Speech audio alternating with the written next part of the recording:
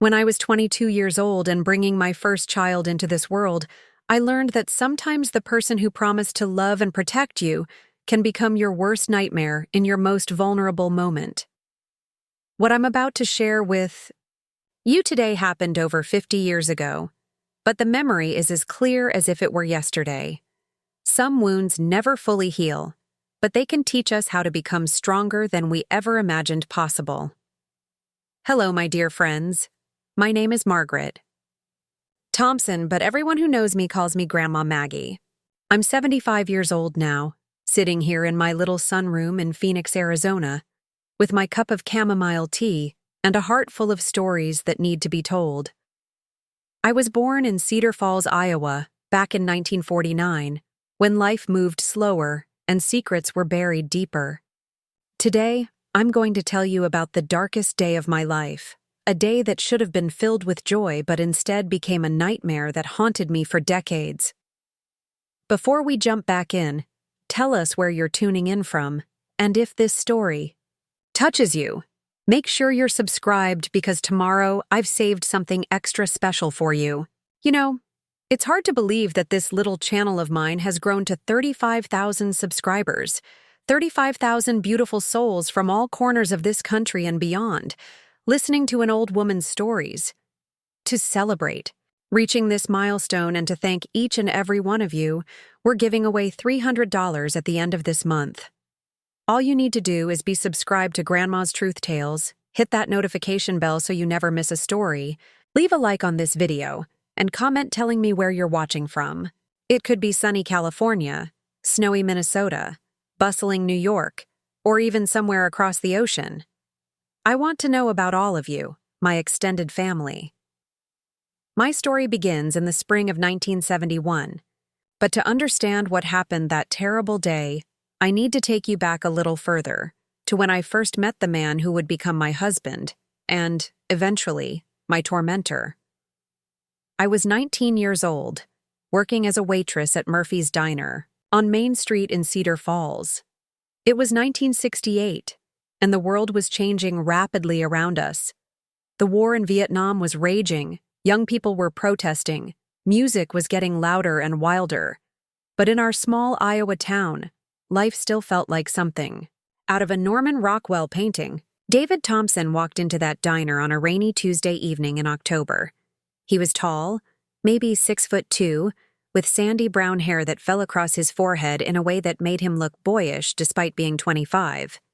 He had these piercing, blue eyes that seemed to see right through you, and when he smiled, which he did often in those early days, it was like the sun breaking through storm clouds. He ordered coffee and apple pie, and I remember thinking he had the most polite manners I'd ever encountered. He came back the next evening, and the one after that. Always ordered the same thing, always left a generous tip, always asked about my day with genuine interest. On the fourth visit, he finally worked up the courage to ask me out. I was smitten, absolutely head over heels, in the way that only a 19-year-old girl can be. David was different from the farm boys I'd grown up with. He worked at the John Deere factory as a supervisor, had his own apartment, drove a pristine 1967 Chevelle that he'd bought with his own money. He seemed so mature, so established, so ready to take care of someone. Our courtship was like something out of a fairy tale, at least in the beginning. He brought me flowers every Friday, took me to the drive-in movies, held my hand during long walks around the town square. He was attentive in ways that made me feel special, like I was the only girl in the world. When he looked at me, I felt beautiful, wanted, cherished. My parents, Helen and Robert Wilson, approved of him immediately. He was respectful to my father, helped my mother with her groceries, attended church with us every Sunday without complaint. The red flags were there, though I was too young and too in love to recognize them for what they were. David had strong opinions about everything, from what I should wear to which friends I should spend time with. He didn't like it when I talked to other men, even the elderly farmers who came into the diner. He'd wait outside after my shifts, watching through the window to make sure I wasn't being too friendly with the customers. When I mentioned wanting to take some college courses at the local community college, he laughed and said I was too pretty, to need an education, that my job was to make a man happy. I mistook his possessiveness for love, his control for caring. When he proposed to me on Valentine's Day 1969, presenting me with a small diamond ring he'd saved for months to buy, I said yes without hesitation. We were married that summer in a simple ceremony at St. Patrick's Catholic Church, with my parents beaming in the front pew and David's mother, a stern woman named Eleanor who never seemed to approve of anything I did, sitting rigidly beside them. The first months of marriage were an adjustment, as I suppose they are for all young couples. We moved into a small 2-bedroom house on Elm Street, a modest place with yellow siding and a front porch that I loved to sit on in the evenings. David was working longer hours at the factory, trying to climb the corporate ladder, and I continued, waitressing at Murphy's until he decided I should quit and focus on being a proper housewife. It was around our first anniversary that I began to notice changes in David's behavior. The stress of his job seemed to be getting to him more, and he'd come home angry about things that had happened at work. He started drinking more than just a beer or two with dinner. Some evenings he'd polish off half a bottle of whiskey while sitting in his recliner, staring at nothing, his jaw clenched tight with frustration I didn't understand. The first time he raised his voice at me, I was so shocked I started crying. I'd burned the pot roast I was making for dinner, and when he came home to the smell of smoke and saw the ruined meal, he exploded. His face turned red, the veins in his neck stood out, and he yelled at me for 10 minutes about how incompetent I was, how I couldn't even handle simple tasks like cooking dinner. I apologized over and over, promised it would never happen again. But the damage was done. A line had been crossed that could never be uncrossed. The verbal abuse became more frequent after that.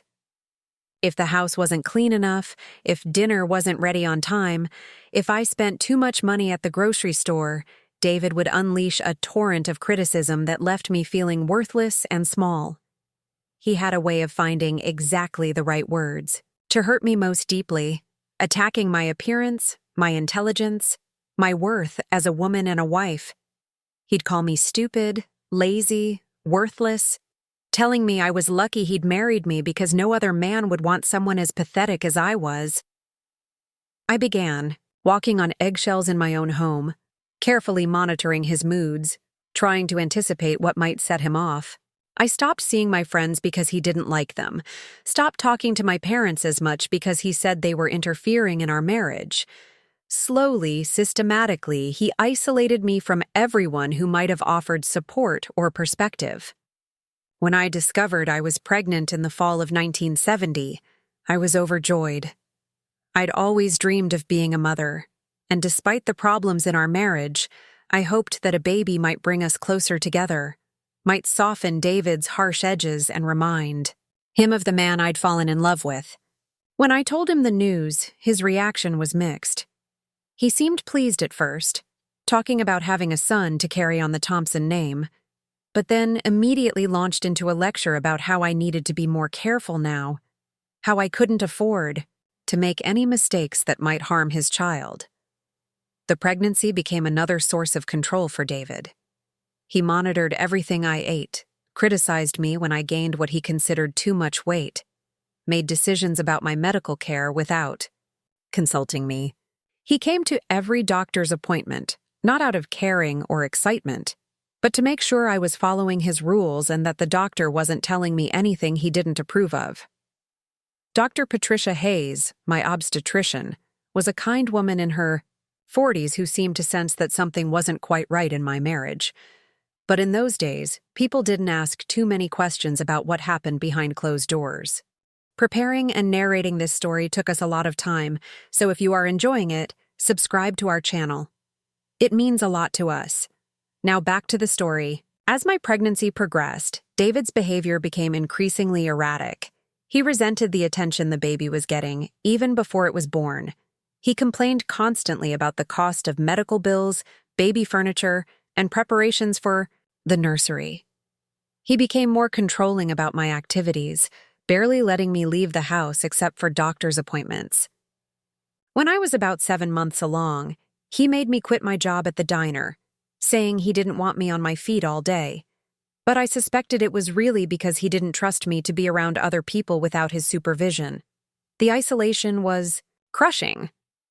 I spent long days alone in our small house, watching soap operas and reading magazines, feeling the baby move inside me and wondering what kind of life I was bringing this child into. My mother would call occasionally, but David monitored those conversations closely, often taking the phone from me if he thought we were talking too long or about subjects he didn't approve of. I felt like a prisoner in my own life, trapped by circumstances I didn't know how to escape. By my 8th month, the tension in our house was unbearable. David's drinking had gotten worse, and his anger seemed to be simmering just beneath the surface all the time. He'd gotten passed over for a promotion at work, and he blamed me for distracting him, for not being supportive enough, for being a burden rather than a help to his career. The smallest things would set him off into rages. That left me trembling and afraid. I started to worry about what would happen after the baby came, whether his anger might extend to our child. I began having contractions on a cold February morning in 1971. At first, they were mild and irregular, so I didn't think much of them. I went about my usual routine of cleaning the house and preparing David's lunch for work, but as the day progressed, the contractions became stronger and more frequent. By the time David came home for dinner, I was having trouble walking through them. When I told him I thought I might be in labor, his first reaction wasn't excitement or concern, but annoyance. He'd had a difficult day at work, he said, and didn't need me causing drama over nothing. He insisted I was probably just having false labor pains and that I should stop being so dramatic about normal pregnancy discomfort. Even when I doubled over with a particularly strong contraction, gripping the kitchen counter for support, he told me to stop acting like such a baby.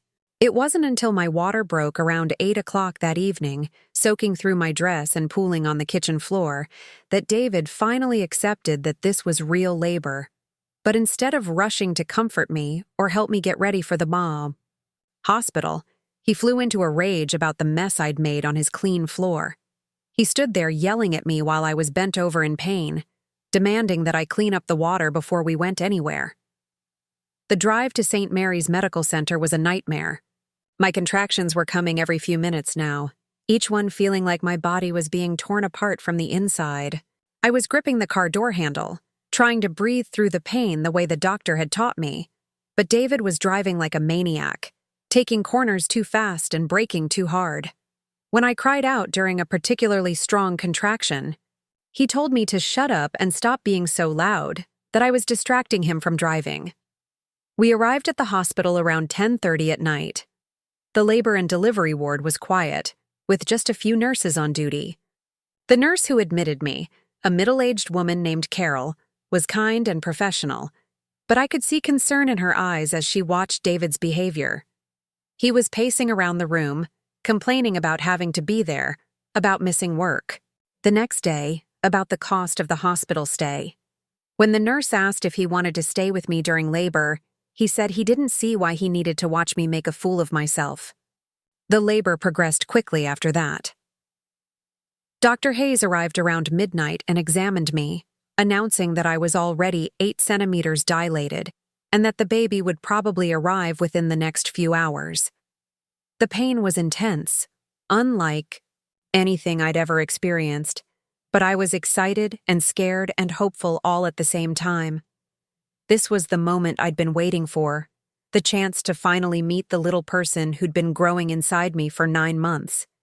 David, however, seemed to view the entire process as a personal inconvenience. He sat in a chair in the corner of the room, reading a magazine and occasionally glancing up with irritation when I made noise during contractions. When I asked him to hold my hand during a particularly difficult moment, he told me not to be clingy and that I needed to handle this like an adult. The nurses kept giving him strange looks, clearly not used to seeing such detached behavior from expectant fathers. As the night wore on and the contractions became more intense, David's mood grew darker. He started making comments about how long this was taking, how he had important things to do the next day, how I was being unnecessarily dramatic about the whole thing. When I cried out during a particularly strong contraction, he stood up from his chair and walked over to my bedside with a look I'd never seen before, something cold and dangerous that made my blood run cold even through the haze of labor pain. That look in David's eyes terrified me more than any contraction I'd experienced.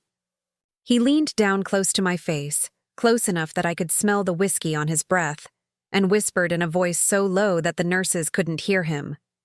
"If you don't stop that screaming right now, I'm going to give you something real to scream about." His hand found my wrist under the hospital blanket and squeezed so hard I thought he might break it. The pain from his grip combined with another contraction made me gasp, but I bit my lip to keep from crying out, terrified of what he might do if I made another sound. The nurse noticed something was wrong and approached the bed. "Is everything all right here?" she asked, looking between David and me with concern. David immediately straightened up and put on that charming smile he was so good at, the one that had fooled everyone, including me, for so long. "Oh yes, we're fine. I was just trying to help my wife stay calm. First baby, you know how it is." The nurse didn't look entirely convinced, but in 1971, medical staff didn't intervene in family matters the way they might today. When the next contraction hit, I pressed my face into the pillow to muffle any sound. David returned to his chair, but I could feel his eyes on me, watching, waiting for me to give him an excuse to hurt me again. The labor was progressing rapidly now, and Dr. Hayes returned to check on me. She seemed surprised by how quiet I'd become and asked if I was feeling all right, if the pain medication was helping. I nodded weakly, not trusting myself to speak, afraid that any sound might trigger David's anger again. By 3 a.m, I was fully dilated and ready to push. This should have been the most exciting moment of my life, but instead I was filled with dread. The pain was excruciating, but I was more afraid of David's reaction to any noise I might make than I was of the physical agony I was experiencing. Dr. Hayes positioned herself at the foot of the bed and began coaching me through the pushing process, but her voice seemed to come from very far away. All I could focus on was David's presence in the room, the threat he represented even in this sacred moment. During the first few pushes, I managed to stay relatively quiet, gritting my teeth and bearing down with all my strength while keeping my cries to a minimum.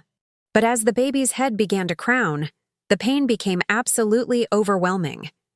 It felt like I was being split in half, like my body was being torn apart from the inside out. A scream started to build in my throat, and despite my best efforts to contain it, it escaped as a low, anguished moan. That was all David needed. He stood up from his chair so quickly that it scraped loudly against the floor, causing both Dr. Hayes and the nurse to look up in surprise. But before anyone could react, David was beside my bed, his face twisted with rage. "I told you to keep quiet," he hissed, and then his hand was around my throat, squeezing just hard enough to cut off my air supply without leaving obvious marks. The room erupted in chaos. Dr. Hayes shouted for security while the nurse tried to physically intervene, grabbing David's arm and trying to pull him away from me. I couldn't breathe, couldn't speak, could only stare up at my husband's face in absolute terror, while my body continued to strain with the effort of bringing our child into the world. The baby was coming whether David strangled me or not, and I could feel the head emerging while I fought for air. Security arrived within minutes, but those minutes felt like hours. 2 large men in hospital uniforms wrestled David away from my bedside while he shouted about his rights as a husband, about how I was his wife, and he could discipline me however he saw fit. They dragged him from the room while he continued to yell threats, promising that he'd deal with me properly once we got home, that I'd be sorry for embarrassing him in front of strangers. With David gone, I finally allowed myself to scream. All the pain and terror I'd been holding back came pouring out in a series of agonized cries that seemed to shake the very walls of the delivery room. Dr. Hayes was talking to me urgently. telling me to push, that the baby was almost here, but I was sobbing so hard I could barely understand her words. The nurse, Carol, held my hand and spoke to me in soothing tones, telling me I was safe now, that everything was going to be all right. My daughter Sarah was born at 3:47 in the morning, weighing 6 pounds and 12 ounces. She came into the world screaming, as if she somehow knew that she'd been born into chaos and violence. When Dr. Hayes placed her on my chest, still covered in blood and birth fluid, I looked down at her perfect little face and felt my heart break into a million pieces. This innocent child, this beautiful baby girl, had witnessed her father trying to strangle her mother in the very moment of her birth. What kind of life was I bringing her into? The immediate aftermath of Sarah's birth was a blur of medical procedures and police interviews. Dr. Hayes had to stitch up a significant tear, and while she worked, she kept glancing up at me with a mixture of professional concern and personal sympathy. She'd been delivering babies for 15 years, she told me quietly, and she'd never seen anything like what had just happened. The hospital had called the police, she said, and they would want to speak with me once I was feeling stronger. I held Sarah against my chest while the officers took my statement. She was so small, so fragile. Her tiny fingers wrapped around one of mine as if she was already trying to hold on tight to something stable in an unstable world. The police were kind but thorough, asking detailed questions about David's behavior, about whether this was the first time he'd been violent, about what I wanted to do next. I found myself minimizing what had happened, making excuses for him even after what he'd just done. He was under a lot of stress at work, I told them. He'd been drinking. He wasn't usually like this. The officers exchanged glances that I recognized, even through my exhaustion. They'd heard these excuses before from other women in similar situations. One of them, a sergeant named Williams, who looked to be about my father's age, sat down beside my bed and spoke to me gently. "Mrs. Thompson, what happened here tonight was assault. Your husband could have killed you and your baby. This isn't about work stress or alcohol. This is about a man who thinks he has the right to hurt you, and that's not something that usually gets better on its own." But I wasn't ready to hear that truth. Not yet.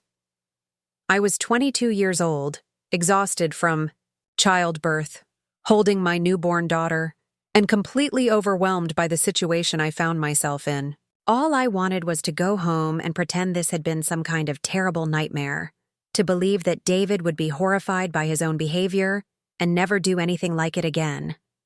When the police asked if I wanted to press charges, I shook my head weakly and asked them to let him go with a warning. David was released from hospital security after several hours and returned to my room around noon the next day. He looked terrible, hungover and exhausted, his clothes wrinkled from spending the night in a holding cell. But instead of apologizing or showing any remorse for what he'd done, he immediately went on the offensive. He claimed I'd been hysterical, that he'd only been trying to calm me down, that the hospital staff had overreacted to a simple misunderstanding between husband and wife. When he saw Sarah for the first time, sleeping peacefully in the bassinet beside my bed, his expression was unreadable. He didn't ask to hold her, didn't comment on how beautiful she was, didn't show any of the joy or wonder that new fathers typically display. Instead, he stared at her for a long moment and then said, "She better not be as dramatic as her mother." It was such a cold, heartless thing to say about his newborn daughter that I actually gasped out loud. The nurses were clearly uncomfortable with David's presence in the room. They found excuses to check on me frequently, and I noticed that one of them was always within earshot when he was there. Dr. Hayes came by during her evening rounds, and after examining both Sarah and me, asked David to step outside so she could speak with me privately. Once we were alone, she closed the door and sat down in the chair beside my bed. "Margaret, I need to ask you something, and I want you to give me an honest answer. Do you feel safe going home with your husband?" Her voice was gentle but serious, and I could see genuine concern in her eyes. I wanted to tell her the truth, wanted to admit that I was terrified of what David might do once we were alone at home with the baby, but the words wouldn't come. Instead, I nodded and gave her the answer I thought I was supposed to give. The answer that would cause the least trouble for everyone involved. Dr. Hayes didn't look convinced, but she couldn't force me to accept help I wasn't ready to receive. Before she left, she pressed a small piece of paper into my hand. It had a phone number written on it in her careful handwriting.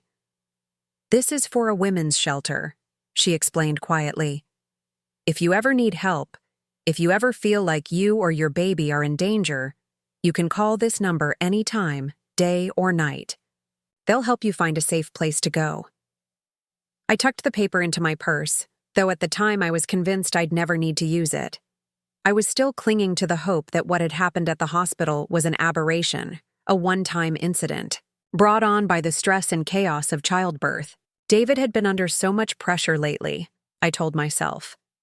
Once we got home and settled into a routine with the baby, things would get better. He'd remember why he'd fallen in love with me, remember the man he used to be before work and responsibilities, wore him down. We were discharged from the hospital 2 days later. David was on his best behavior during the ride home, driving carefully and asking if I was comfortable, if the baby needed anything. He'd brought flowers and a small stuffed animal for Sarah, gestures that gave me hope that perhaps he was genuinely sorry for what had happened. When we pulled into our driveway on Elm Street, I felt a cautious optimism that maybe we could start fresh, that becoming parents would bring out the best in both of us. The first few days at home were exhausting, but manageable. Sarah was a relatively easy baby, sleeping for decent stretches and nursing well. David seemed to be making an effort to be helpful, bringing me meals in bed and taking care of household chores without being asked. He was still distant with Sarah, rarely holding her or interacting with her directly. But I attributed that to new father nerves. Many men, I reasoned, needed time to bond with their babies. But the peace didn't last long.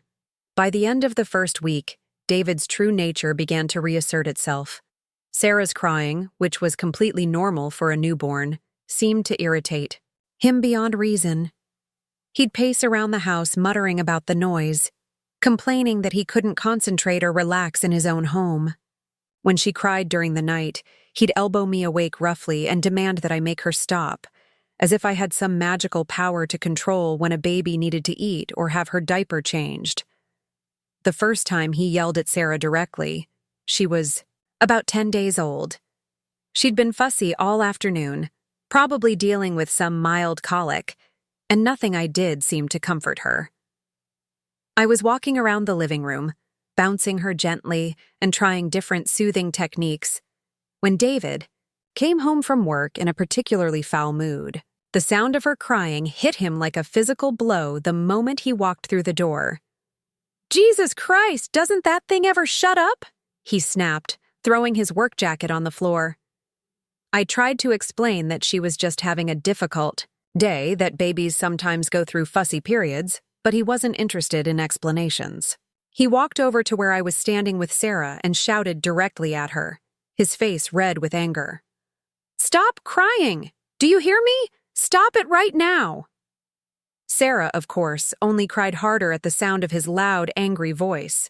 She was just a tiny baby responding instinctively to a threatening presence. But David took her increased crying as a personal challenge to his authority. That's when I saw something in his eyes that chilled me to the bone, the same cold rage I'd seen in the hospital delivery room. He was looking at our 10-day-old daughter like she was an enemy, like she was deliberately defying him. I quickly stepped away from him, holding Sarah protectively against my chest. "She's just a baby, David. She doesn't understand. Let me take her upstairs and try to calm her down."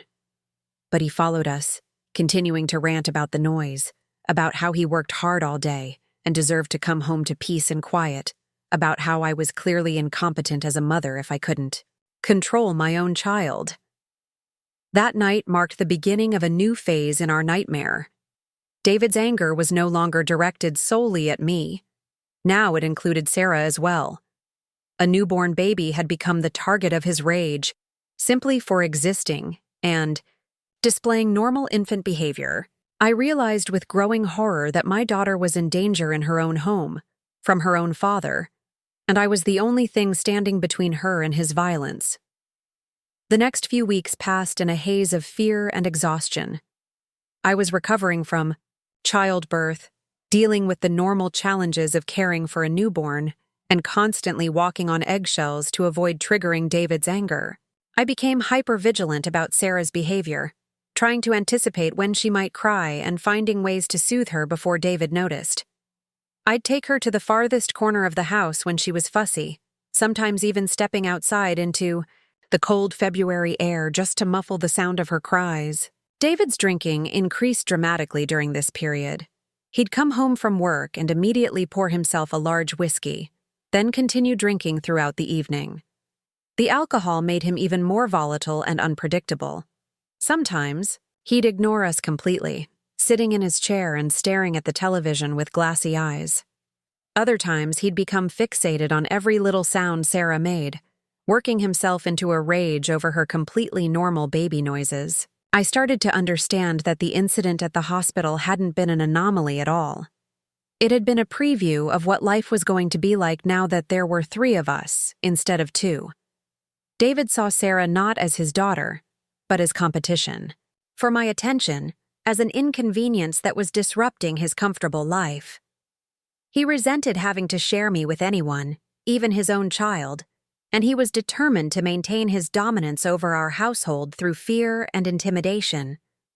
The isolation I'd experienced during pregnancy became even more complete after Sarah's birth. David didn't want visitors, didn't want me taking the baby out of the house, didn't want anyone from the outside world to see how we were living. When my mother called to ask about coming to visit her new granddaughter, he made excuses about Sarah being too young for visitors, about me needing to rest and recover. He monitored my phone conversations closely, standing nearby to make sure I didn't say anything he didn't approve of. I began to realize that Dr. Hayes had been right to ask if I felt safe going home. I didn't feel safe, not for myself, and certainly not for Sarah. But I also felt trapped by circumstances that seemed impossible to escape. I had no money of my own, no job, no car, and a newborn baby who needed constant care. Where could I go? How could I support myself and Sarah? These questions haunted me during the long, sleepless nights when I'd lie awake listening to David's snoring and Sarah's soft breathing, wondering how I'd gotten myself into this situation and how I could possibly get out of it. The breaking point came when Sarah was about 6 weeks old. It was a Saturday afternoon in late March, one of those gray, dreary days that made the winter feel like it would never end. David had been drinking since lunch, steadily working his way through a bottle of bourbon while watching television. Sarah had been having another fussy day, probably due to a growth spurt, and I'd been doing my best to keep her calm and quiet. I was in the kitchen preparing dinner when Sarah, who was lying in her infant seat on the counter where I could watch, started to cry. It wasn't unusual crying, just the normal fussing of a baby who was tired and overstimulated, but it was apparently more than David could tolerate in his intoxicated state. I heard his chair creak as he got up from the living room, and my heart immediately started racing. I quickly moved towards Sarah, intending to pick her up and take her upstairs before he could reach us. But David was faster than I expected, and angrier than I'd ever seen him. He burst into the kitchen like a man possessed, his face twisted. With rage, his movements clumsy from alcohol but still threatening. "I am sick and tired of that constant noise," he shouted, advancing toward the counter where Sarah lay crying. "If you can't shut her up, I will." Before I could react, he had pushed me aside and was reaching for Sarah with hands that were shaking with anger. In that moment, something primal kicked in, something deeper than fear or self-preservation. This was my baby, my innocent child, and no one, not even her father, was going to hurt her. I threw myself between David and the infant seat, my arms spread wide to block his access to her. "Don't you touch her," I said, and my voice was steadier than I felt. "She's just a baby. She doesn't know any better." David's response was swift and vicious. His hand connected with my face in a slap that sent me reeling backward. stars exploding across my vision. But even as I stumbled, I kept myself positioned between him and Sarah, determined to protect her no matter what it cost me. That slap was followed by another, and another. David hit me with a fury that seemed to come from some deep, dark place in his soul, raining blows on my face and shoulders while Sarah's cries grew more desperate in the background. I tried to shield myself with my arms while simultaneously reaching for her, trying to grab her infant seat and get her away from this violence. But David knocked my hands away every time I got close. The attack seemed to go on forever, though it probably lasted only a few minutes. When David finally stopped, breathing heavily and swaying slightly from the alcohol and exertion, I was huddled on the kitchen floor with blood running from my nose and a rapidly swelling eye. Sarah was screaming at the top of her lungs, terrified by the chaos and violence she'd witnessed, and I was desperate to comfort her but afraid to move lest I trigger another assault. David stood over me, his fists still clenched, looking down at me with a mixture of rage and disgust. "Clean yourself up," he said finally, his voice cold and controlled now that his fury had been spent. "And do something about that kid. I don't want to hear another sound from either of you tonight." With that, he turned and walked back to the living room, leaving me bleeding on the kitchen floor while my baby cried inconsolably just a few feet away. It took me several minutes to gather the strength to get up. My face was throbbing, my ribs ached where he'd kicked me, and I felt dizzy and nauseous. But Sarah needed me, and that was more important than my own pain. I managed to pull myself to my feet and lift her from her infant seat, holding her close and whispering apologies for what she'd had to witness. She gradually calmed down in my arms, but I could see in her eyes something that no 6-week-old baby should ever have to see. A wariness and fear that broke my heart. That night, after David had passed out in his chair from drinking, I sat in Sarah's nursery holding her while she slept, and finally allowed myself to admit the truth I'd been avoiding for months. My husband was dangerous. He was violent and unpredictable, and he posed a genuine threat to both Sarah and me. The incident in the hospital hadn't been a one-time aberration brought on by stress and alcohol. It had been a glimpse into David's true nature, and that nature was getting worse, not better. I thought about Dr. Hayes's words, about the piece of paper with the women's shelter phone number that was still tucked away in my purse. For the first time since Sarah's birth, I seriously considered making that call. But the practical obstacles still seemed insurmountable. Where would we go? How would I support us? What if David found us and made good on his threats to hurt me? These questions circled through my mind as I sat in the dark, gently rocking my sleeping daughter and trying to figure out how to save us both. The decision to finally act came 3 days later, when I was changing Sarah's diaper and noticed a small bruise on her tiny arm. It was barely visible, just a faint purple mark about the size of a thumbprint, but it made my blood run cold. I knew immediately how it had gotten there. The night before, during another one of his drunken rages about her crying, David had grabbed her from my arms, his large hands wrapping around her delicate limbs with careless force. I had managed to get her back quickly, but not before he had left his mark on her perfect skin. Staring at that bruise, something fundamental shifted inside me. Up until that moment, I had been able to rationalize staying, to convince myself that I could somehow manage the situation, that things might get better if I just tried harder to keep David happy. But seeing physical evidence of his violence on my innocent daughter's body shattered every excuse I had been making. This tiny baby, who had done nothing wrong except exist, was being hurt by the man who was supposed to love and protect her above all else. I called the number Dr. Hayes had given me while David was at work. My hands were shaking so badly I could barely dial. And when a woman's voice answered with, "Safe Haven Women's Shelter, this is Linda," I almost hung up. For a moment, I couldn't speak at all, overwhelmed by the magnitude of what I was about to set in motion. Finally, I managed to whisper, "I need help." My husband is hurting me and my baby." Linda's voice was immediately warm and reassuring. She didn't ask for details right away, didn't pressure me for information I wasn't ready to give. Instead, she simply said, "You're very brave for making this call. Can you talk freely right now, or do you need to call back at a different time?" I told her I had maybe an hour before David came home for lunch, and she quickly got down to business, asking practical questions about my immediate safety, about whether I had somewhere to go if I needed to leave quickly. The conversation lasted 45 minutes, and by the end of it, I had a plan. It wasn't a perfect plan, and it wasn't without risks, but it was a way out. Linda explained that the shelter could provide temporary housing for Sarah and me, along with legal assistance, childcare, and job training if needed. She also put me in touch with a lawyer who specialized in domestic violence cases, a woman named Rebecca Martinez, who agreed to meet with me the following day while David was at work. That night was one of the longest of my life. I lay awake, next to David, listening to his breathing and watching the clock, terrified that he would somehow sense what I was planning. Every creak of the house made me jump. Every movement from Sarah's crib in the corner made my heart race.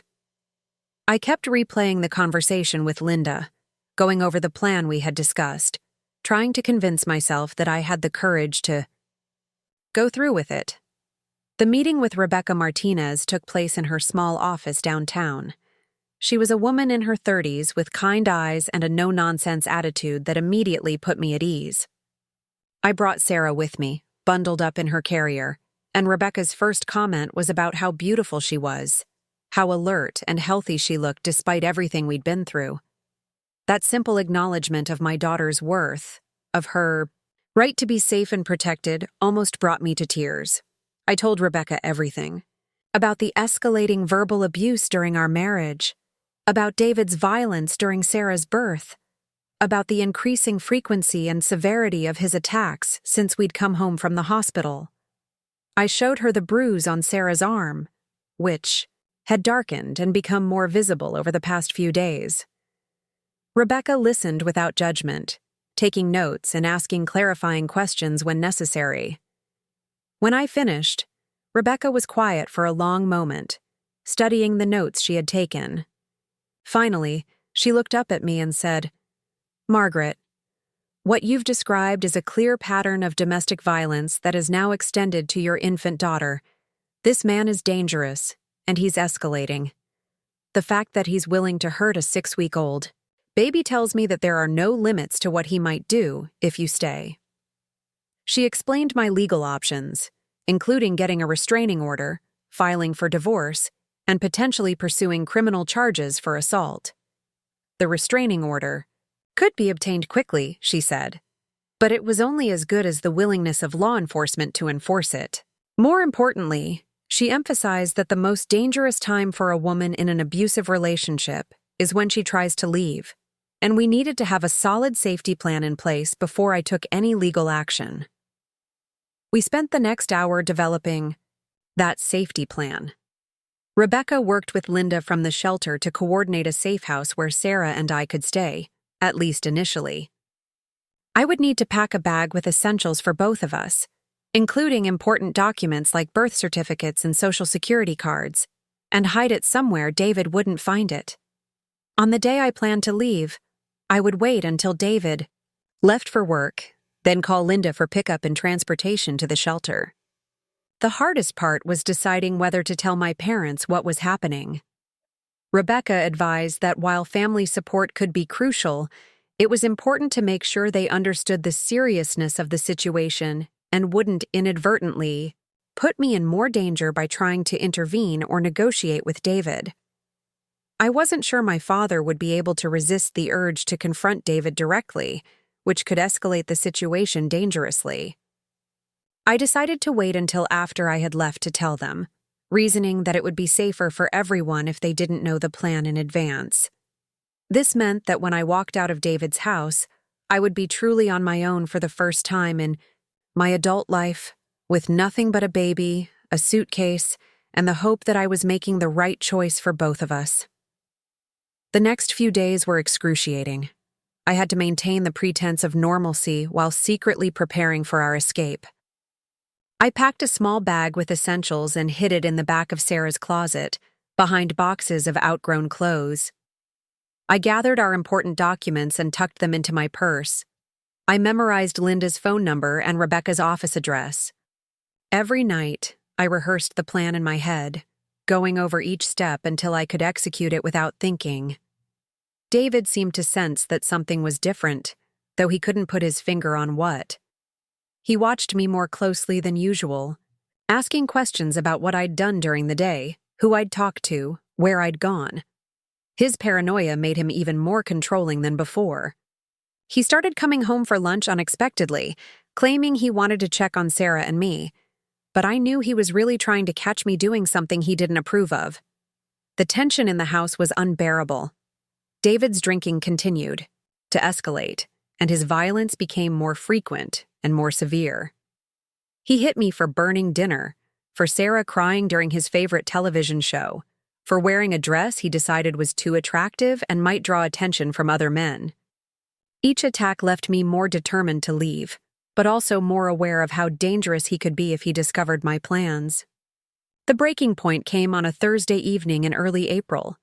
David had been drinking heavily since he got home from work, muttering about problems with his supervisor and complaints about money. Sarah had been fussy all day, probably picking up on the tension in the house, and nothing I did seemed to comfort her for long. By 8 o'clock, she was crying inconsolably, and I could see David's anger building with each passing minute. I was walking around the living room with Sarah, trying every soothing technique I knew, when David suddenly stood up from his chair and grabbed her from my arms. "I've had enough of this," he said, his words slurred but his intent crystal clear. "If you can't make her stop, I will." Before I could react, he was walking toward the kitchen with Sarah in his hands, and I could see in his movements, in the set of his shoulders, that he was planning to hurt her. I followed him, my heart pounding, begging him to give her back. To me. But he ignored my pleas, setting Sarah down roughly on the kitchen counter and raising his hand as if to strike her. That's when something inside me snapped. All the fear, all the months of walking on eggshells and accepting his abuse, all the rationalizations and excuses I'd made for him, disappeared in an instant. I launched myself at him, grabbing his wrist before he could bring his hand down on my baby. "Don't you dare touch her," I screamed, with a fury I didn't know I possessed. "Don't you ever touch her again." David turned on me with a violence that was terrifying even by his standards. He backhanded me across the face so hard that I saw stars, then grabbed me by the throat and slammed me against the refrigerator. Sarah's cries grew more desperate as she witnessed this scene, but I couldn't reach her, couldn't comfort her, could only struggle against David's grip on my neck. "You don't tell me what I can and can't do in my own house," he snarled, his face inches from mine, his breath hot and sour with alcohol. "That's my kid too, and if I want to teach her some discipline, that's my right as her father." His grip tightened, cutting off my air supply, and I began to panic, clawing at his hands and trying to break free. In that moment, I genuinely thought he might kill me, might strangle me right there in the kitchen while our baby screamed on the counter. But then Sarah's cries seemed to cut through his rage, reminding him that there was a witness to his violence, even if she was too young to understand what she was seeing. He released his grip on my throat and stepped back, leaving me gasping and coughing, my vision blurry from lack of oxygen. "Clean up this mess," he said, gesturing at Sarah, who was still screaming. "And keep her quiet. I don't want to hear another sound from either of you tonight." He left the kitchen then, returning to his chair and his bottle, but I knew this had been a turning point. The mask had finally come off completely, and I had seen the full extent of what David was capable of. He had been willing to hit a 7-week-old baby, and he had nearly strangled me to death when I tried to protect her. There would be no going back from this. No pretending that things might get better if I just tried harder to please him. I picked up Sarah and held her close, both of us trembling from what we'd just experienced. Her cries gradually subsided as I rocked her and whispered apologies for what she'd had to witness. But I could see in her eyes that she was traumatized, that this violence was leaving marks on her psyche that might never fully heal. That night, I made the final decision. We were leaving the next day, no matter what obstacles we might face, no matter how uncertain our future might be. I barely slept that night, listening to David snoring and planning every detail of our escape. I would wait until he left for work, then immediately call Linda for pickup. I would take only what we absolutely needed, leaving behind everything else that had comprised our life together. It would mean starting over with nothing, but nothing was better than living in constant fear for our lives. Friday morning came gray and drizzly, matching my mood as I went through the motions of David's usual routine. I made his coffee, packed his lunch, and kissed him goodbye at the door as if it were any other day. But as soon as his car disappeared, around the corner, I sprang into action. I called Linda, who said she could be there within the hour. I retrieved our packed bag from Sarah's closet and did a final check to make sure I had everything we would need. The hour wait felt like an eternity. Every car that passed made me nervous. Every sound from outside made me worry that David had somehow found out about my plans and was coming back to stop me. Sarah seemed to sense the tension and was unusually quiet, as if she knew that something important was happening. I held her close and promised her that we were going somewhere safe, somewhere she would never have to be afraid again. Linda arrived exactly when she said she would, driving an unmarked van that wouldn't attract attention from the neighbors. She was a woman in her 40s with graying hair and a calm, competent manner that immediately reassured me. She helped me load our bag into the van and made sure Sarah was securely fastened in a car seat they had brought for her. As we pulled away from the house on Elm Street, I looked back one last time at the place that had been my home for almost 3 years, knowing I would never return. The drive to the shelter took about 30 minutes, winding through parts of Cedar Falls I'd never seen before.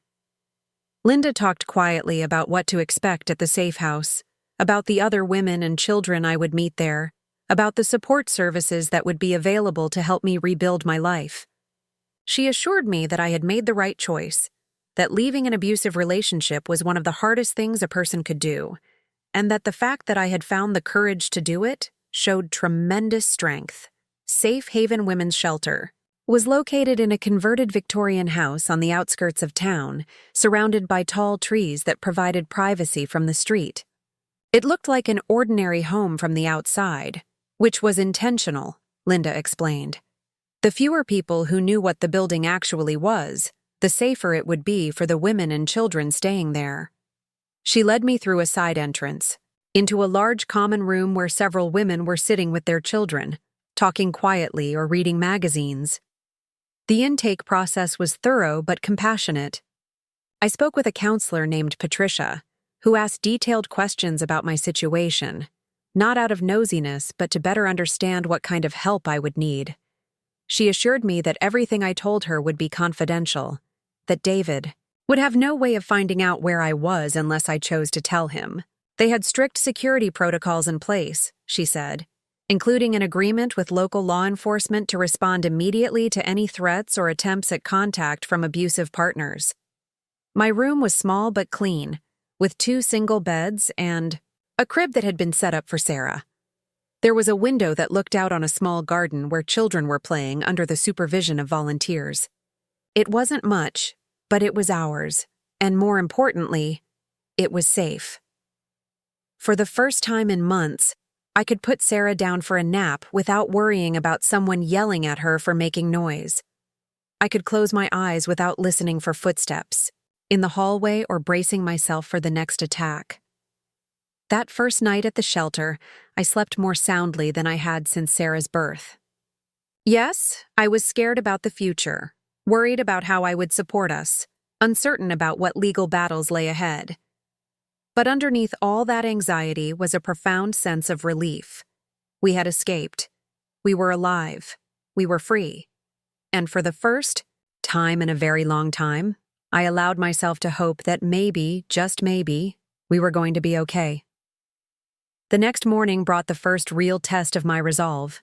David had discovered we were gone and had immediately begun calling everyone he could think of who might know where we were. He called my parents, my former co-workers, even Dr. Hayes at the hospital. His story was that I had suffered some kind of postpartum breakdown and run away with the baby, and he was desperately worried about our safety. To people who didn't know the truth about our marriage, his concern probably seemed genuine. My parents were frantic when they finally tracked down the shelter's main number and convinced someone to let them speak with me. My mother was crying before she even heard my voice, begging me to come home and work things out with David. My father was more direct, demanding to know what had gotten into me, how I could abandon my husband and put my baby at risk by living in some kind of halfway house with strangers. Telling them the truth was one of the hardest conversations of my life. I had to explain about the violence, about David's escalating abuse, about the danger Sarah and I had been living in every day. My parents listened in shocked silence as I described the incident during Sarah's birth, the attacks that had followed, the bruises on our baby's arm. When I finished, my mother was sobbing, and my father was so angry I could hear him pacing on the other end of the line. "Why didn't you tell us?" my mother kept asking. "Why didn't you call for help sooner?" I tried to explain about the isolation, about David's control, about how he had systematically cut me off from everyone who might have offered support. I told them about the shame I had felt, the belief that I had somehow caused or deserved the abuse. These were concepts that were hard for people of their generation to understand, when marriage was considered sacred and women were expected to endure whatever their husbands dished out. My father wanted to drive over to David's house immediately and have a talk with him, but I begged him not to. Rebecca had warned me that well-meaning family members sometimes made situations more dangerous by confronting abusers directly. David was unpredictable and violent, and I was terrified that he might hurt my father or use any confrontation as an excuse to escalate his search for Sarah and me. Instead, I convinced my parents to meet with Rebecca and learn about the legal process we were about to begin. They needed to understand that this wasn't a temporary separation or a cry for attention, but a permanent break from a dangerous man who had threatened the lives of their daughter and granddaughter. It took several days and multiple conversations, but eventually, they began to grasp the severity of the situation and threw their support behind my decision to leave. The legal proceedings began almost immediately. Rebecca filed for a restraining order and emergency custody of Sarah, arguing that David posed an imminent threat to both of us. The hearing was scheduled for the following week, and Rebecca warned me that David would likely contest everything, claiming that I was an unfit mother who had kidnapped his child. She prepared me for the possibility that he might even try to have me arrested, using his charm and manipulation skills to convince authorities that he was the victim in this situation. David's response was exactly what Rebecca had predicted. He hired his own lawyer and immediately filed counter motions, claiming that I was mentally unstable due to postpartum depression and that I had abducted Sarah without his consent. He painted himself as a devoted husband and father who was desperately worried about his family's welfare, conveniently leaving out any mention of his violence or abuse. The custody hearing was a nightmare. David sat across the courtroom looking like the picture of respectable fatherhood, dressed in his best suit and flanked by his lawyer and his mother, who had driven down from Minneapolis to support him. He testified that our marriage had been happy until Sarah's birth, when I had become increasingly erratic and paranoid, making wild accusations about his behavior and refusing to let him spend time with his own daughter. When it was my turn to testify, I had to relive every horrible detail of our relationship, describing the escalating abuse, the violence during Sarah's birth, the attacks that had followed. Rebecca had prepared me well, coaching me to speak clearly and factually, to avoid getting emotional even when David's lawyer tried to rattle me with aggressive questioning. but it was still excruciating to sit there and expose the most private, painful parts of my life to a room full of strangers while my abuser watched from just a few feet away. The turning point came when Dr. Hayes took the stand. She had been subpoenaed to testify about what she had witnessed during Sarah's birth, and her professional, clinical description of David's behavior that night was devastating to his case. She described his attempt to strangle me while I was in labor, the security guards who had to remove him from the delivery room, the fear she had seen in my eyes when she asked if I felt safe going home with him. The judge, an older woman named Margaret Hoffman, who had clearly seen her share of domestic violence cases, listened to all the testimony with a serious expression. When the hearing concluded, she granted both the restraining order and temporary custody, ruling that David posed a credible threat to both Sarah and me. He was ordered to stay at least 500 feet away from us at all times and was forbidden from attempting any contact, direct or indirect. But I knew that a piece of paper wouldn't necessarily stop David if he really wanted to hurt us. The most dangerous time for a woman leaving an abusive relationship is in the weeks and months immediately following her departure, when the abuser realizes he has lost control and may escalate to extreme violence in an attempt to regain it. Rebecca warned me to be vigilant, to vary my routines, to never go anywhere alone if I could help it. David's violation of the restraining order came just 2 weeks after it was issued. I was at the grocery store with Sarah, trying to establish some sense of normalcy in our new life, when I spotted him at the far end of the produce aisle. My blood turned to ice. He was pretending to examine apples, but I could see him watching me in the reflection of the glass display case. For a moment, I was paralyzed with fear, remembering all the times he had threatened what he would do if I ever tried to leave him. Sarah was sitting in the shopping cart, babbling happily and reaching for the colorful packages, completely unaware of the danger we were in. I forced myself to stay calm, to think clearly despite the panic rising in my chest. Linda had drilled into me what to do if this situation ever arose. Don't confront him. Don't let him know you've seen him. Get to a public place with lots of people and call for help immediately. I casually pushed the cart toward the front of the store, my hands trembling so badly I could barely maintain my grip on the handle. David followed at a distance, still maintaining the pretense that this was a chance encounter, but I could feel his eyes on me like a physical weight.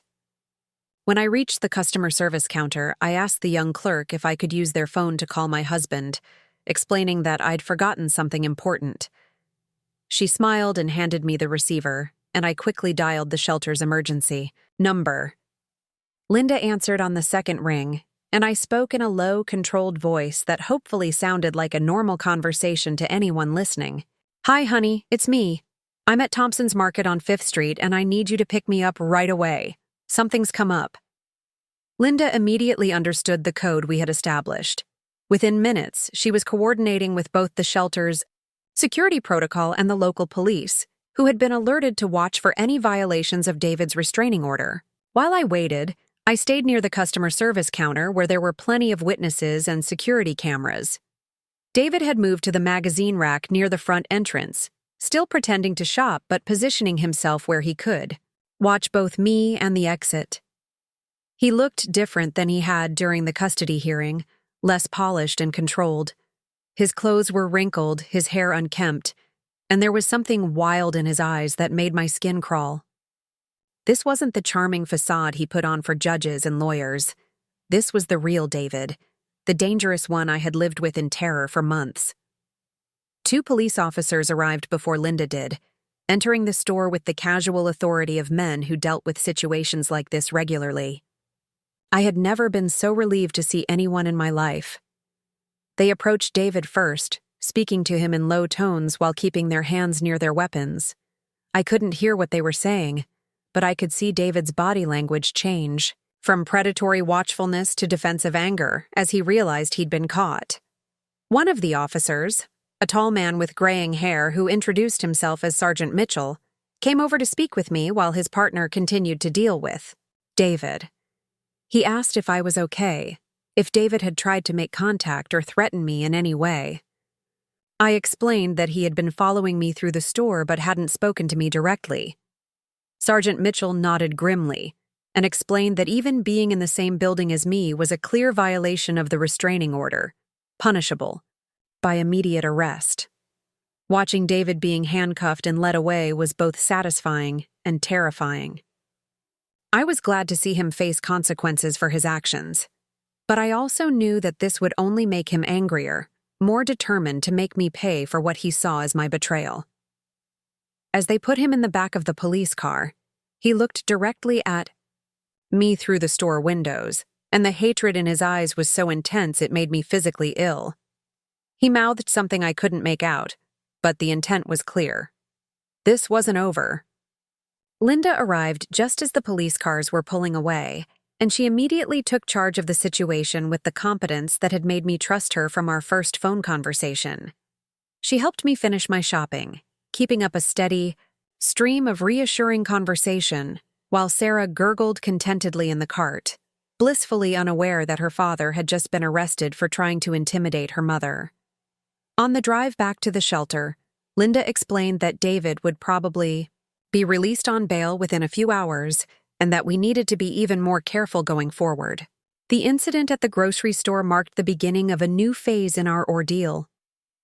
David's arrest had been reported in the local newspaper, complete with details about the domestic violence case and the restraining order violation. Suddenly, our private nightmare was public knowledge, and I found myself dealing with not just the fear of David's retaliation, but also the shame and embarrassment of having our business spread all over town. Some people were supportive. Former customers from Murphy's Diner stopped by the shelter to leave cards and small gifts for Sarah, expressing their shock at what I had endured and their admiration for my courage in leaving. My old supervisor, Mrs. Chen, even offered me my job back whenever I was ready to return to work. But others were less understanding.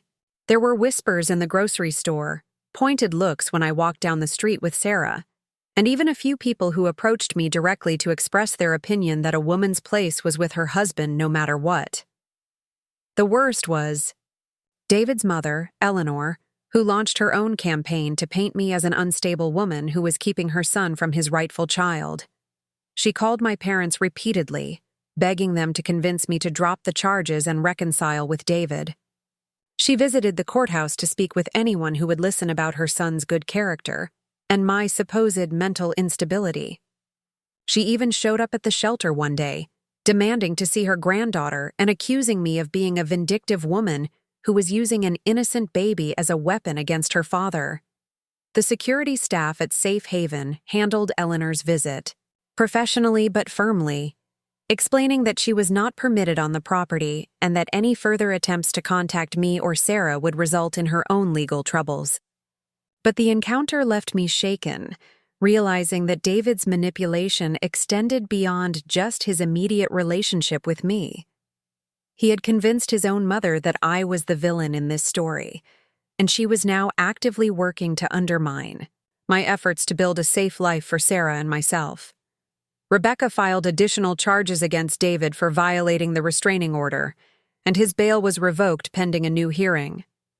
This gave me a temporary sense of relief, knowing that he was locked up and couldn't physically threaten us, but it also meant that his anger was building with each day he spent in jail. I worried constantly about what he might do when he was eventually released, what new tactics he might employ to punish me for daring to leave him. Living at the shelter was both a blessing and a challenge. On one hand, I was surrounded by women who understood exactly what I was going through, who didn't judge me for staying as long as I had or question my decision to leave. There was a sisterhood there, forged by shared trauma and mutual support, that helped me feel less alone than I had in years. Sarah thrived in the environment too, charmed by the other children and the volunteers who were always willing to play with her or help with her care. But the shelter was also a constant reminder of how much my life had been reduced to its bare essentials. Sarah and I shared a single room with just the clothes and belongings we had been able to carry when we left. I had no car, no job, no savings account of my own. Everything I had once taken for granted, from privacy to independence to the simple ability to make plans for the future, had to be rebuilt from scratch. The other women at Safe Haven came from all walks of life, but we all shared the common experience of having our lives torn apart by men who claimed to love us. There was Janet, a nurse whose husband had broken her arm during an argument about money. There was Carol, a teacher whose boyfriend had threatened to kill her children if she ever tried to leave him. There was Maria, barely 18 years old, whose husband had started hitting her during their honeymoon and escalated to raping her when she tried to refuse his sexual demands. Each woman's story was different in its details, but the patterns were eerily similar. The isolation from family and friends, the erosion of self-confidence and independence, the gradual escalation from verbal abuse to physical violence, the threats and manipulation designed to keep us trapped in relationships that were slowly destroying us. Hearing these stories helped me understand that what had happened to me wasn't unique or shameful, but part of a widespread problem that affected women from every background and social class. The group therapy sessions led by Patricia were both helpful and difficult. Talking about the abuse with other survivors helped me process what I had experienced and recognize patterns I hadn't seen clearly while I was living through them. But revisiting those memories also brought back all the fear and trauma I was trying to heal from. There were nights when I would wake up in a cold sweat, convinced I could hear David's voice in the hallway, or feel his hands around my throat. Sarah was my anchor during those dark moments.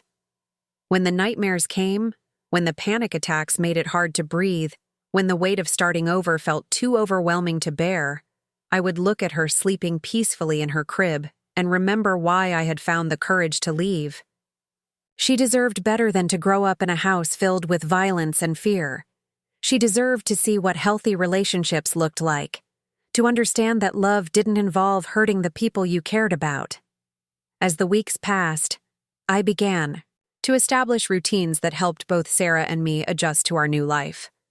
I enrolled in job training classes offered through the shelter, learning basic computer skills and office procedures that would help me find better employment than waitressing. Sarah spent those hours in the shelter's childcare program, playing with other children and forming attachments to the volunteers who cared for them with such dedication and love. One of those volunteers was a woman named Nancy Coleman, a retired elementary teacher who had been donating her time to Safe Haven for over 5 years. She had a special gift with children, and Sarah was immediately drawn to her gentle manner and endless patience.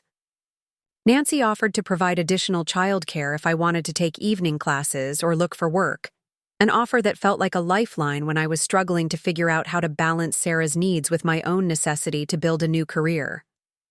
The legal proceedings continued to drag on through the summer of 1971. David had hired a new lawyer, a slick operator who specialized in defending men accused of domestic violence. This attorney's strategy was to paint me as an unstable woman suffering from postpartum depression, someone who had invented stories of abuse to justify abandoning her family. He filed motion after motion, requesting psychological evaluations, challenging the custody arrangement, demanding visitation rights for David despite the restraining order. Each court appearance was an ordeal. I had to relive the worst moments of my marriage over and over again, describing intimate details of violence and humiliation to rooms full of strangers, while David sat just a few feet away, sometimes smirking, as if the whole thing was a joke only he understood.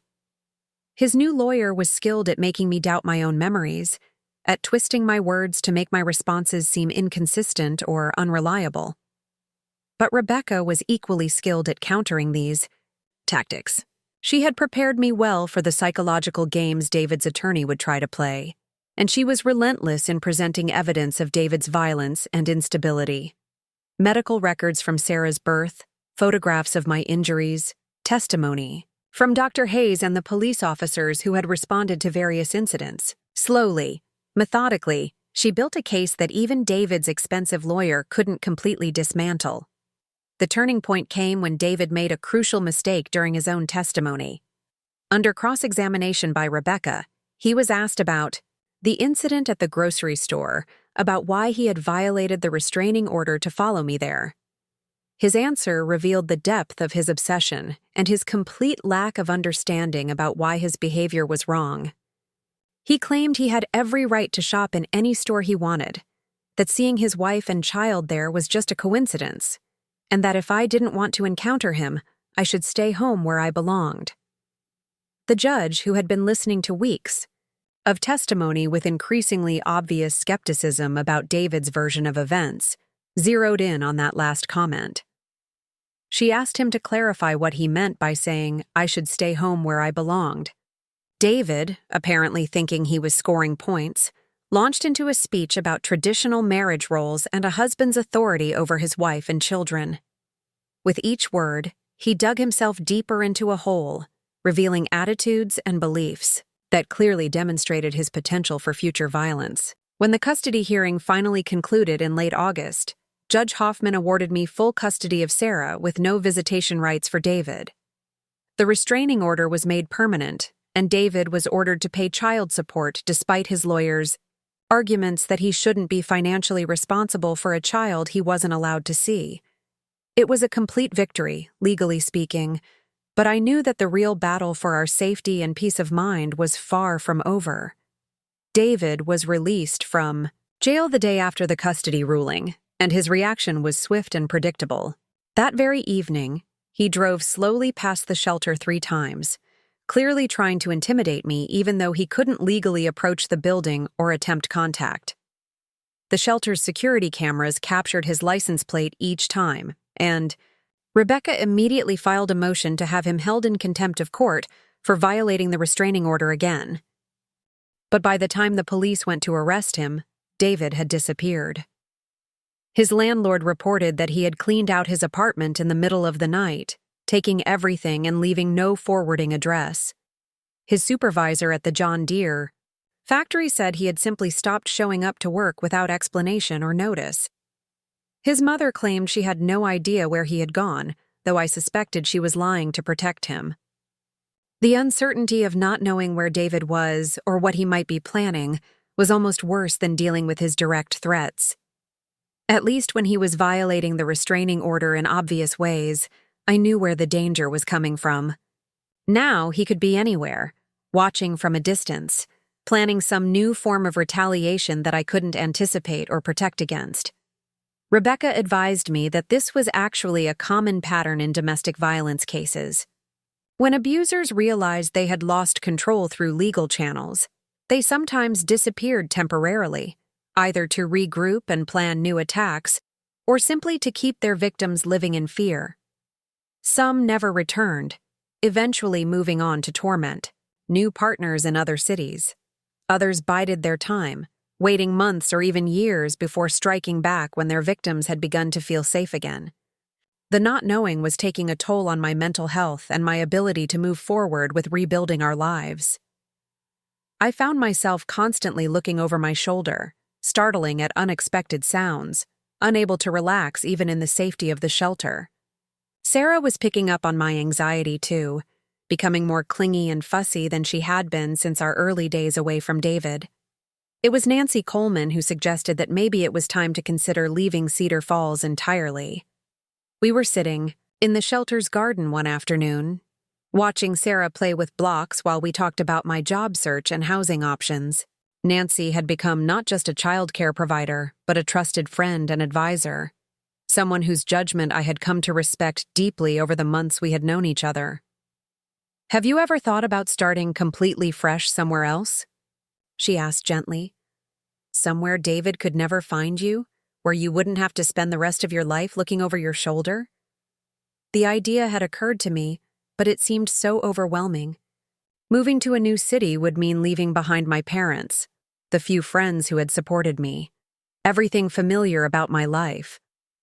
But Nancy pointed out that I had already lost most of those connections anyway. David's manipulation and control had isolated me from many of my old friendships, and even the people who supported my decision to leave seemed uncomfortable with the ongoing drama of the legal proceedings and David's continued threats. A fresh start might be exactly what Sarah and I needed to truly heal and build a new life. That conversation planted a seed that grew over the following weeks. I began researching other cities, looking for places with good job markets, affordable housing, and strong support systems for single mothers.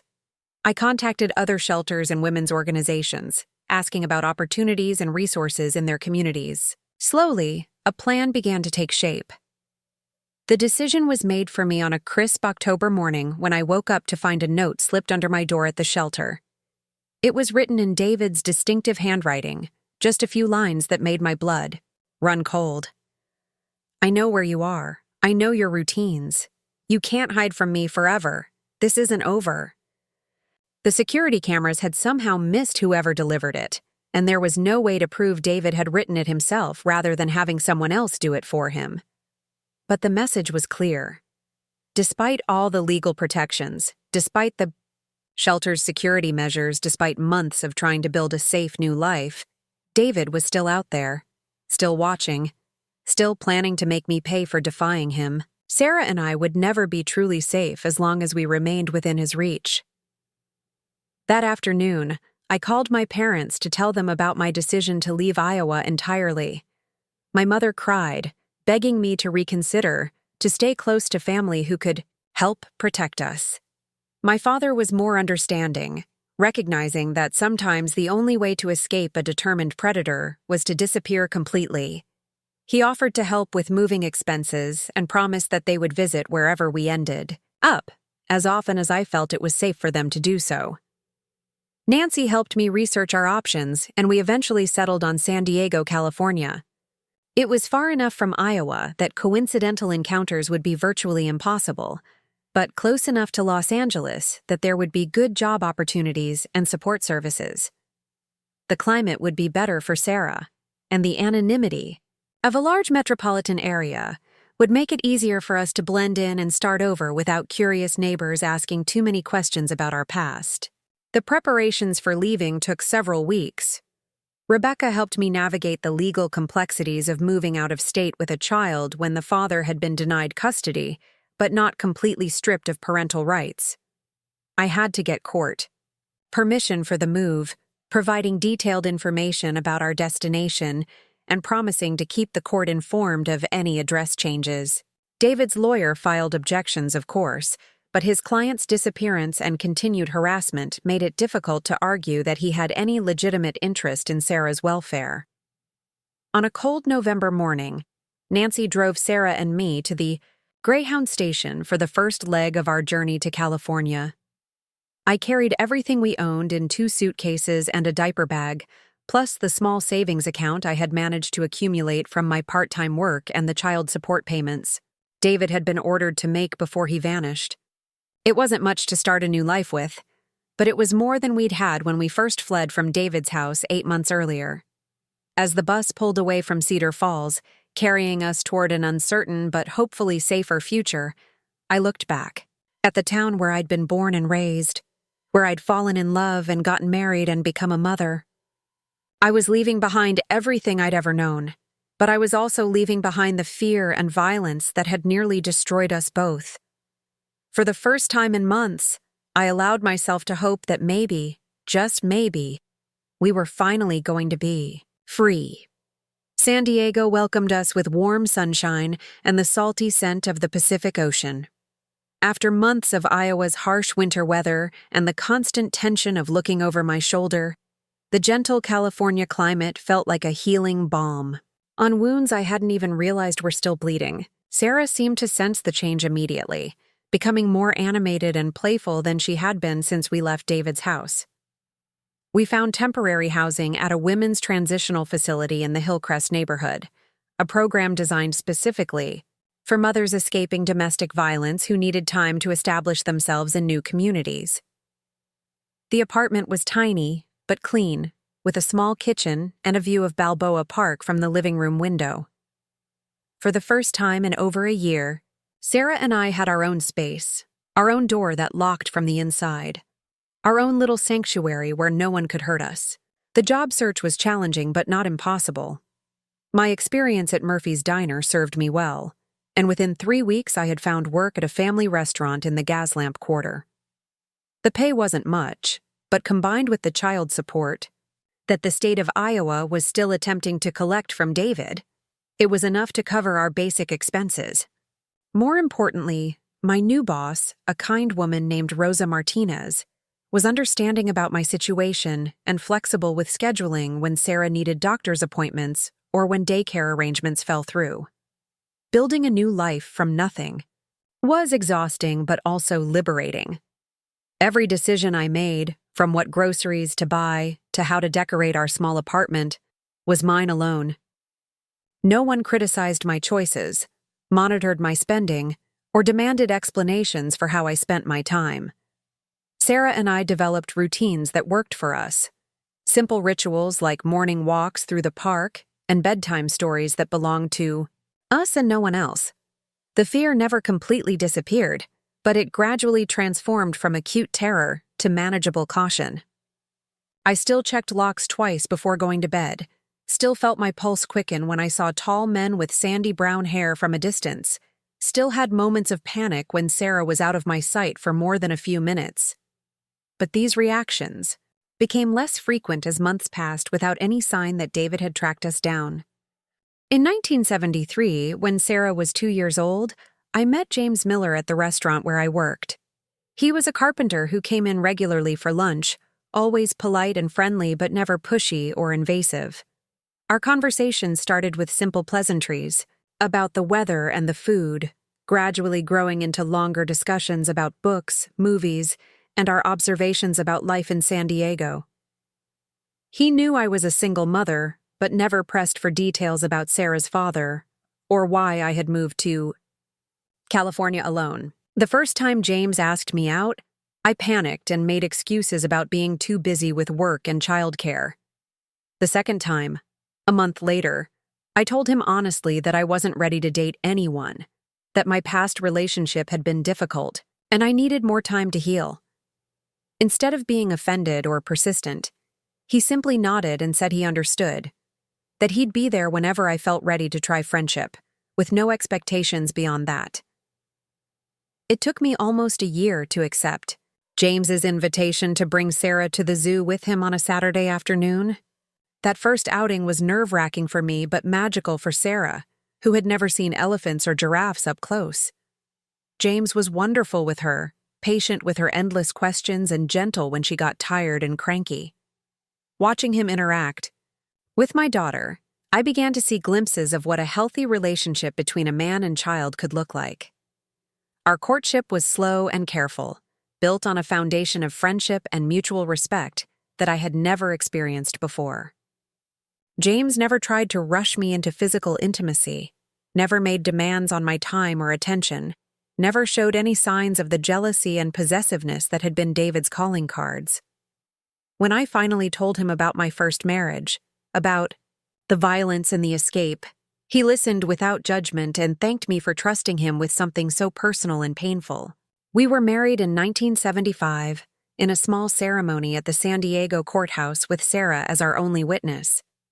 She was 4 years old by then, bright and curious, and completely devoted to the man she had begun calling Daddy James. The wedding was everything my first one hadn't been. Simple and honest, and based on genuine love rather than desperation and control. James adopted Sarah officially the following year, giving her his last name and legal protection from any future attempts David might make to claim parental rights. The adoption papers felt like the final severing of ties to our old life, the last step in becoming the family we had chosen to be, rather than the one we had been born into. Our life together was beautifully ordinary. James built us a small house in the suburbs with a garden where Sarah could play and a workshop where he taught her to use tools safely. We had 2 more children, Michael in 1978 and Rebecca in 1981, and Sarah embraced her role as big sister with the same enthusiasm she brought to everything else. James was an equal partner in parenting, changing diapers and attending school plays, and never once suggesting that childcare was solely my responsibility. The nightmares about David gradually faded, replaced by dreams of our future together. I went back to school part-time, earning a nursing degree that allowed me to work in labor and delivery at a local hospital. There was something profoundly healing about being present for other women during childbirth, offering them the support and protection I had been denied during Sarah's birth. Many of the mothers I helped were young and scared, and I like to think that my calm presence made their experience a little less frightening. In 1987, 16 years after we had fled Cedar Falls, I received a phone call from my mother with news that I had been both expecting and dreading. David was dead, killed in a car accident while driving drunk in Nebraska. He had been living under an assumed name, working construction jobs and moving frequently to avoid paying child support or facing the charges that were still pending in Iowa. My first emotion wasn't relief, as I had expected it would be, but rather a profound sadness for the waste of a human life. David had chosen violence and control over love and family, and that choice had ultimately destroyed him as much as it had nearly destroyed us. I grieved not for the man who had terrorized us, but for the person he might have been if he had chosen.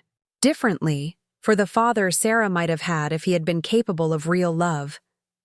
Sarah, now 16 and wise beyond her years, asked me how I felt about her biological father's death. I told her honestly that I felt sorry for him, that I hoped he had found some peace in his final moments that had eluded him in life. She nodded thoughtfully and said something that took my breath away. "I'm glad he's gone, because now I know for sure he can never hurt you again. But I'm also glad I never really knew him, because James is the only father I need."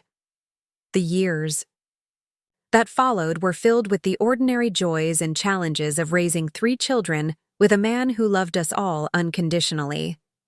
Sarah graduated valedictorian of her high school class and went on to become a pediatric nurse, choosing a career that would let her protect children the way she wished someone had protected her during those early months of her life. Michael became a teacher, passionate about helping young people find their voices and stand up for themselves. Rebecca followed James into carpentry, becoming one of the few women in the construction trades and taking fierce pride in building homes where families could feel safe and secure. As I sit here now at 75, surrounded by 7 grandchildren who have never known anything but love and respect in their homes, I sometimes marvel at how different our story could have ended. If I hadn't found the courage to leave that night in 1971, if I hadn't made that first terrifying phone call to the women's shelter, Sarah might have grown up thinking that violence was normal, that love always came with pain attached. Instead, she learned that real love means safety, that healthy relationships are built on respect and equality, that no one has the right to hurt you no matter what titles or promises they claim. She passed those lessons on to her own children, just as Michael and Rebecca have done with theirs. The cycle of violence that might have continued for generations was broken in that hospital room where Sarah was born, in that moment when I finally found the strength to say no more. To anyone listening who might be living in fear right now, who might be making excuses for someone who hurts you, who might be telling yourself that you deserve the pain or that there's no way out, please hear this. You are stronger than you know. You deserve to be safe. You deserve to be loved without conditions or violence. And there are people waiting to help you find your way to safety, just as Linda and Rebecca and Nancy helped me find mine. The scars from that time in my life never completely disappeared, but they became badges of survival rather than marks of shame. They remind me every day of how precious freedom is, how beautiful ordinary life can be when it's lived without fear. Sarah's birth was traumatic and violent, but it was also the beginning of our journey to safety and healing. Sometimes the darkest moments in our lives become the catalyst for the brightest chapters that follow. The little girl who came into this world while her father tried to strangle her mother grew up to become a woman who saves other babies, who brings new life into the world with gentleness and joy. The terrified young mother who fled into the night with nothing but her baby and a desperate hope for something better built a life filled with love, respect, and the deep satisfaction that comes from breaking cycles of violence and choosing healing instead. That's the power we all have, the choice that's always available to us no matter how trapped we might feel. We can choose love over fear, healing over perpetual pain, freedom over the familiar chains that bind us. It's never too late to write a different ending to your story, to become the person you were meant to be before someone else's violence tried to define you. My name is Margaret Thompson, but my grandchildren call me Grandma Maggie, and I am living proof that survival is possible, that healing is real, and that love really can conquer even the darkest chapters of our lives. Up next, you've got 2 more standout stories right on your screen. If this one hit the mark, you won't want to pass these up. Just click and check them out.